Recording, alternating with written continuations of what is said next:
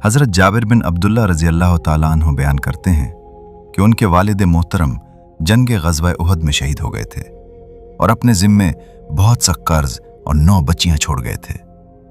जब खजूरें तोड़ने का वक्त आया तो मैं रसूलुल्लाह सल्लल्लाहु अलैहि वसल्लम की खिदमत अक़दस में हाजिर हुआ और अर्ज़ किया, या रसूलुल्लाह सल्लल्लाहु अलैहि वसल्लम, आपको मालूम है कि मेरे वालिद उहद के दिन शहीद हो गए थे और बहुत सा कर्ज छोड़ गए हैं। मैं चाहता हूं कि कर्जखा यहूदी आप सल्लल्लाहु अलैहि वसल्लम को देख लें, शायद आप सल्लल्लाहु अलैहि वसल्लम को देखकर कुछ नरमी बरतें।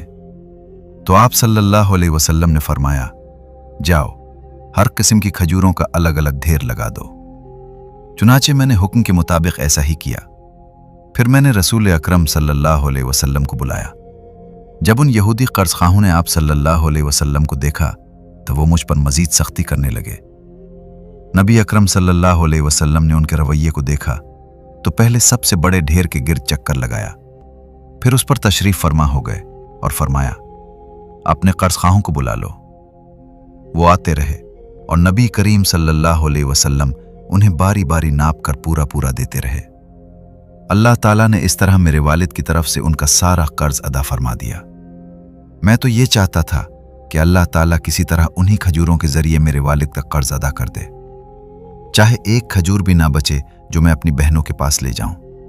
लेकिन अल्लाह ताला ने तमाम खजूरों के ढेर वैसे ही बाकी रखे।